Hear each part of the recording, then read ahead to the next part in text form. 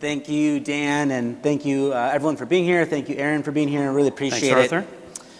So if we were having this conversation like a decade ago, we'd be talking about Generac as like a 1.5 billion in sales company. If we're having it 5 years ago, we're talking about like a 2 billion in sales company, but we're not. So we're talking about Generac as a company with more than 4 billion in sales, which is just this crazy ramp up in the size and scale of your operation. So let's just, Dan mentioned generators, that's kind of what everyone knows Generac for.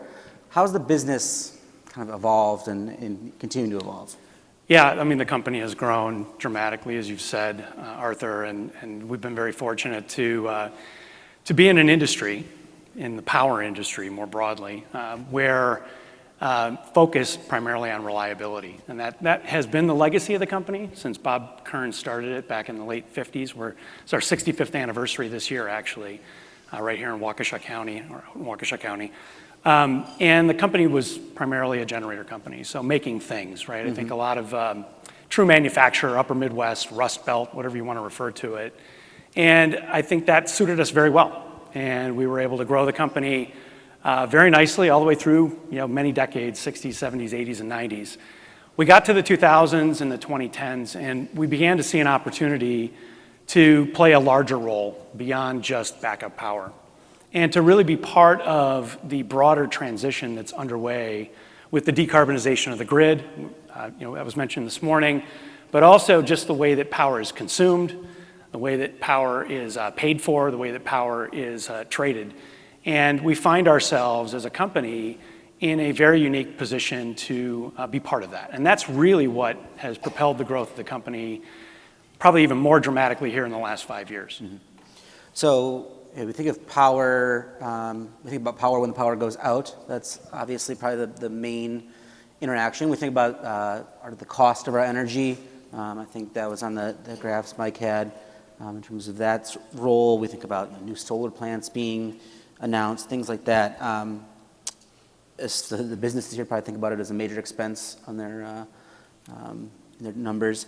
What trends are shaping that energy and energy technology space that you guys are seeing? Yeah, there's a couple of primary trends. The first is, and this is a big trend, and this is going to impact actually everybody in this room as well, because as an example, we have a power plant down in Oak Creek that is going to be sunset here by the end of 2025. 1,100 megawatts of power, serving about 800,000 homes and businesses in the general area here. And that's a plant that's been in operation since the 1960s, so it's at its useful life, and We Energies has decided to replace that power with other sources.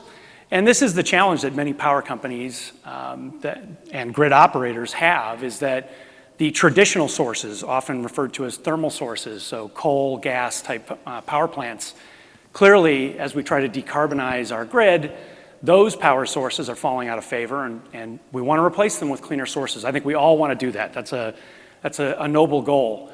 The challenge, of course, is replacing an 1,100 megawatt coal-fired plant with perhaps some combination of wind or solar is great. And you can actually do that cost effectively. So you can build those plants and operate those plants on a cost that's either on par or actually in some cases even lower cost today than operating a traditional thermal plant. The challenge, of course, comes that those are not 24/7 assets. The wind doesn't blow all the time and the sun is only up for a limited period of time. So you don't have the same, it's really not an apples to apples comparison. Even if you replace that with 1,100 megawatts of generating capacity from renewables, you're not going to be able to operate that as reliably as you could the coal-fired plants or gas plants or nuclear plants that we have in service today. This is creating a major challenge for grid operators as we look to ways to try to balance supply and demand.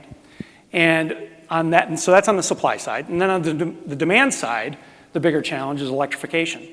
So we're electrifying everything in our lives. We talk about AI. Here's just kind of a stat on AI, which has become obviously a hot topic here. If you were in Davos a week ago, I think, with the World Economic Forum, AI was everywhere, right? So there's some other messages that have kind of fallen out of favor and have been replaced by AI. The power needed for the data centers to support AI, that need is going to triple. It's going to triple in the next 25 years. It's going to become almost 10% of the total energy need, total electrical energy need in the world.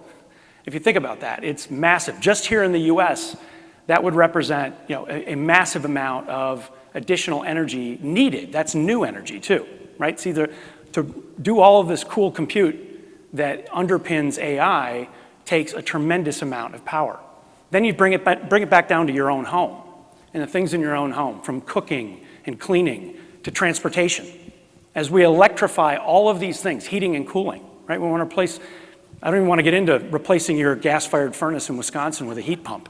And there are heat pumps that can now operate in some of these temperature ranges, but it takes a lot of energy to heat and cool a space when you have temperature extremes. So you have the supply side challenge, you have the demand side challenge. Demand is going to grow. Electricity use is going to grow dramatically here over the next 20 years, and this is what really underpins, I think, the opportunity. Of course, I would tell you, first and foremost, get a generator. Because when you have supply, demand, everybody else got to do a commercial. I don't know why I don't get to. It's only fair. I didn't pay for the coffee and stuff, so I get it, but appreciate that. But you're going to want to, reliability is going to be front and center going forward. The Midwest Interconnect, which is the grid operator just here in the Midwest, has called out the fact that there is a high percentage chance of some type of grid failure or grid shortage. When they start talking about shortages, this is when you want to pay attention. Not enough power to produce for the power that's needed from a demand side.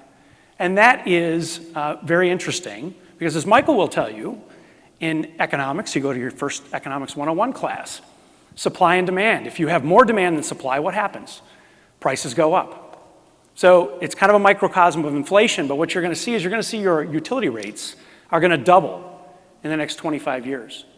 So you're going to want to have more control, not only over the reliability of your power source, but over the cost of that power source. So we see that as an opportunity to become much more involved in not just the reliability end of the equation, but also the power generation side of the equation. Rooftop solar, battery storage, thermostatic controls. We bought a company called Ecobee that does smart thermostats, EV charging. All of these different devices within your home or your business are going to become very important to you as you work to build your own energy ecosystem in your home. And that's really where we see ourselves at the intersection of going forward. Mm-hmm. So you mentioned Ecobee.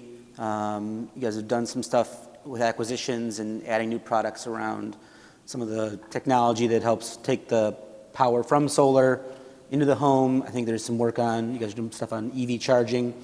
How have you looked at, kind of from a strategic perspective, like what are our opportunities to move into some of these additional spaces? How have you thought about going beyond kind of that traditional, we bend metal and make motors, to more of a technology company? Yeah, this has been probably, so I've been with the company 30 years, and I've had the opportunity to see a lot of the transition phases of the company throughout its growth.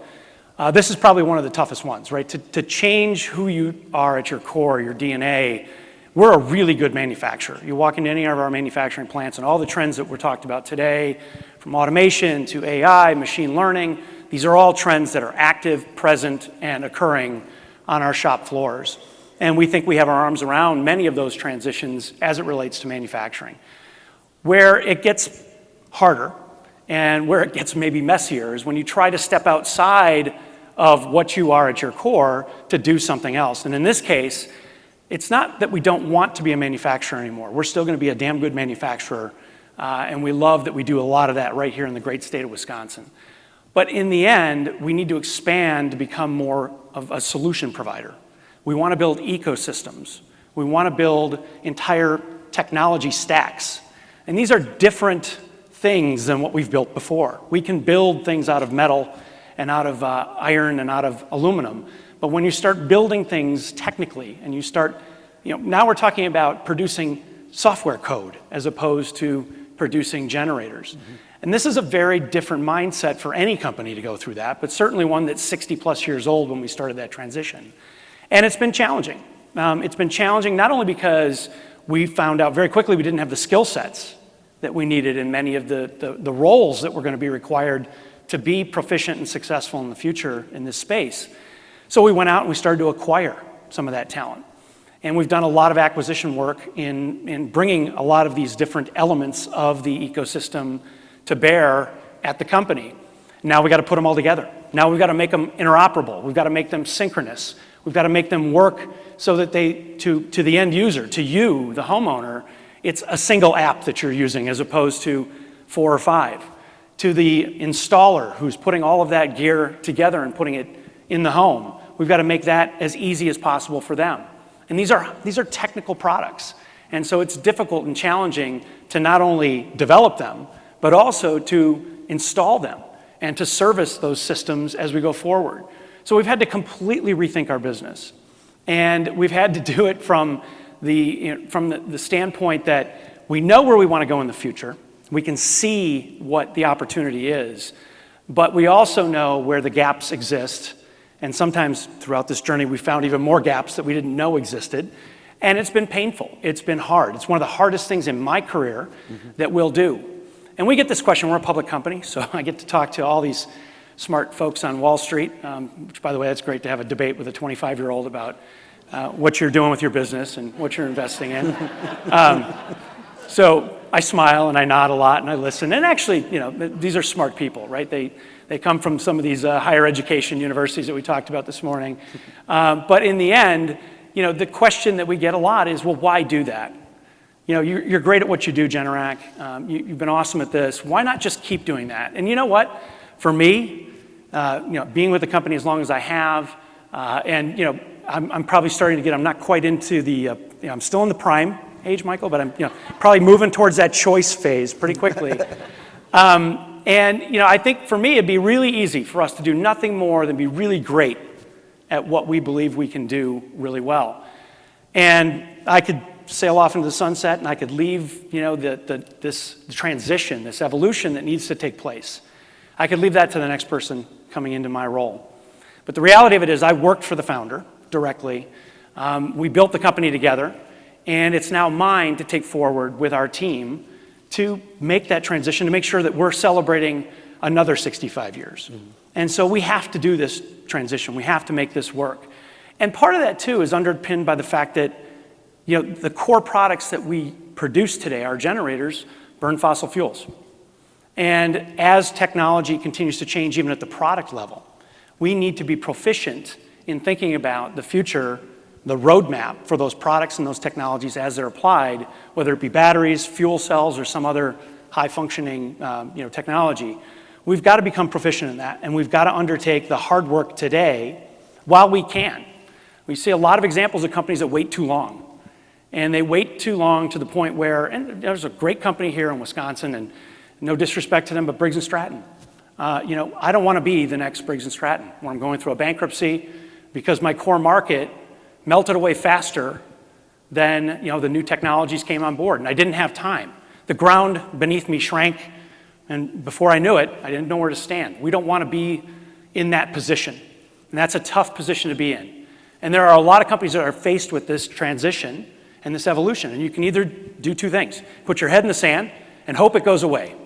Maybe we get a different administration in charge in November, but that's only going to defer it.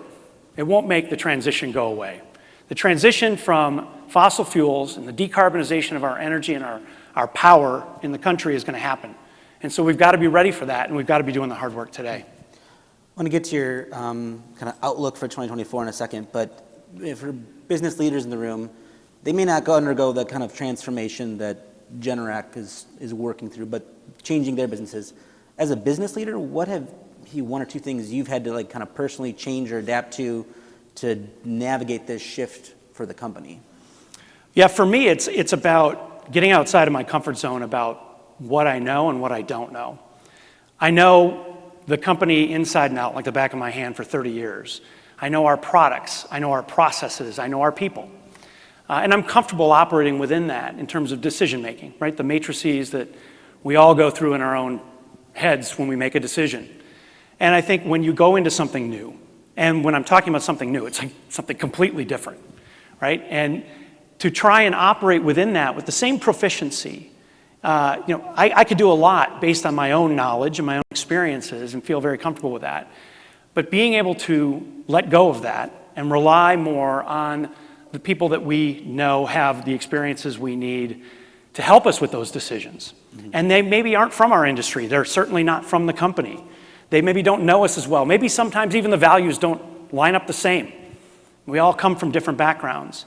But having the foresight to know that you have to let go of that, and you have to trust that your team is making decisions collectively that are for the greater good of the company and going the right direction.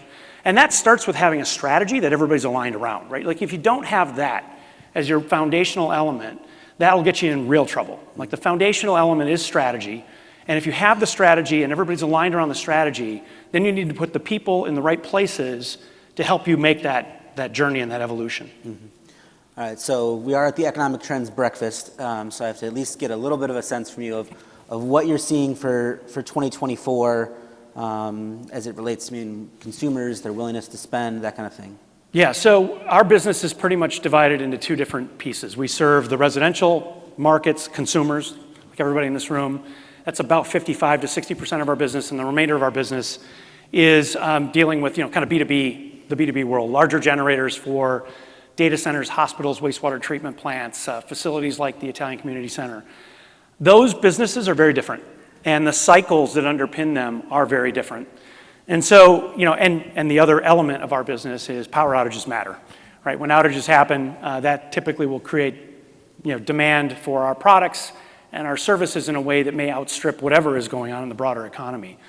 But if you take away the power outages and you just look kind of at the current economy, I think what we heard from Michael this morning and others, I think is pretty spot on. I think what we're seeing is the consumer is, they're financially in a good place.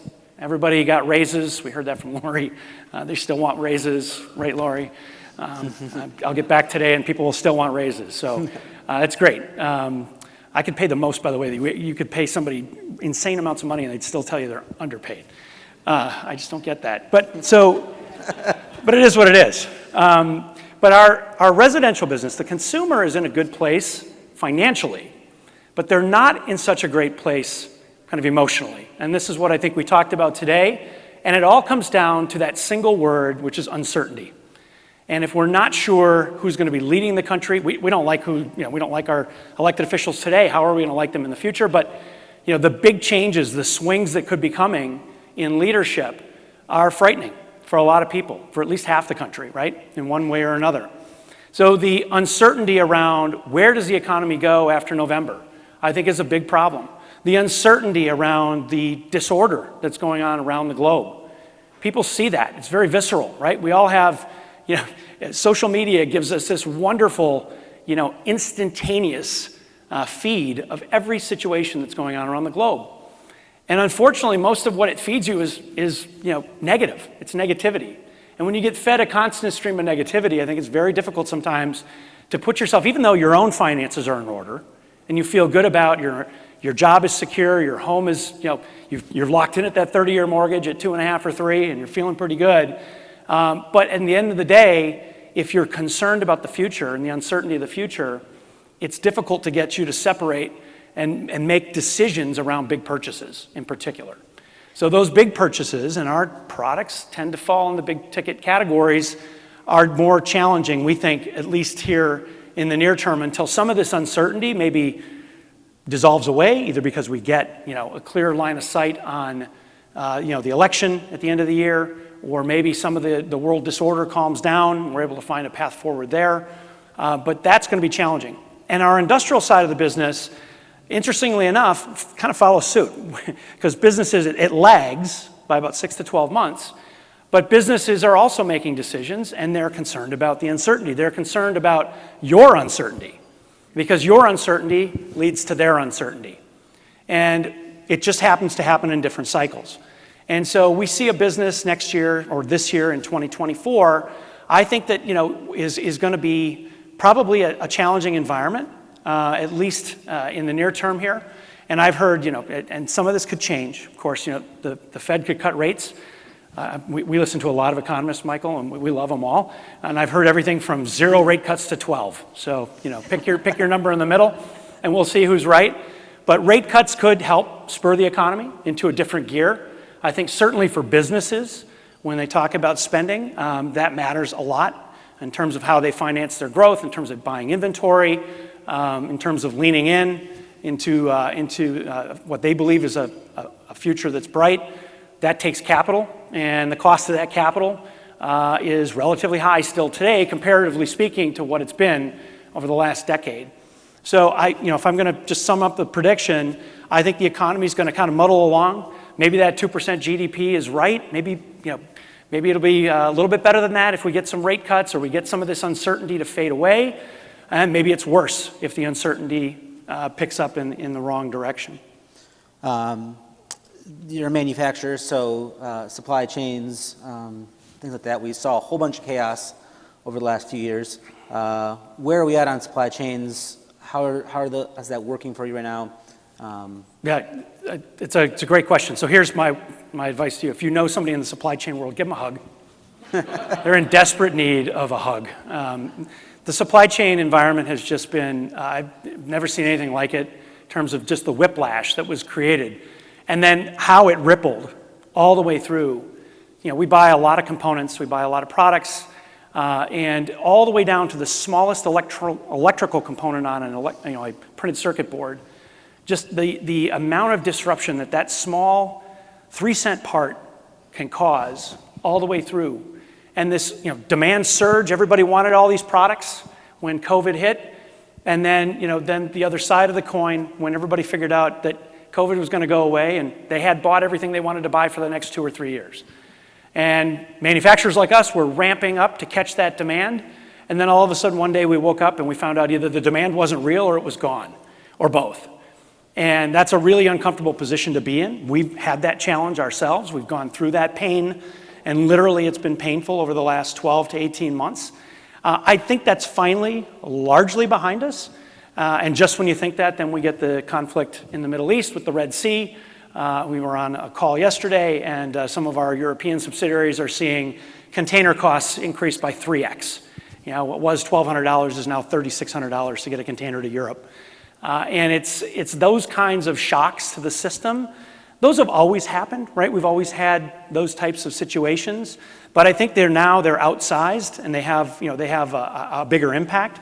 I do think as a manufacturer and as a business, we've certainly changed the way we think about supply chain.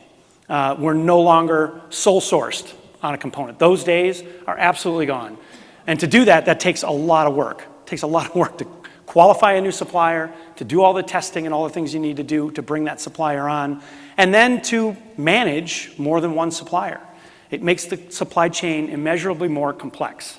But it's necessary to have the redundancy. We all learned a really hard lesson during those COVID years. So big changes in the supply chain. Absolutely. Well, I think we have run through our allotted time. So I appreciate you being here and sharing some insights of what Generac's up to, what you're dealing with. And I guess I'll give the supply chain folks a hug. Give them a hug. Thanks, Arthur. Thank you. Appreciate it.